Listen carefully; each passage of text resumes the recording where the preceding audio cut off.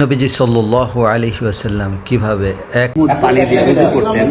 অথবা অপচয় কম করে কিভাবে উযু করা যায়। তোমরা ভেবে দেখেছো কি, পানি যদি ভূগর্ভের তলদেশে হারিয়ে যায়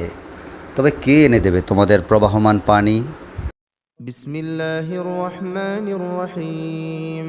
তাবারাকাল্লাযী বিয়াদিহিল মুলকু ওয়া হুয়া আলা কুল্লি শাইইন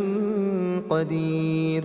الذي خلق الموت والحياة ليبلوكم أيكم أحسن عملا وهو العزيز الغفور الذي خلق 7 سماوات طباقا ما ترى في خلق الرحمن من تفاوت فارجع البصر هل ترى من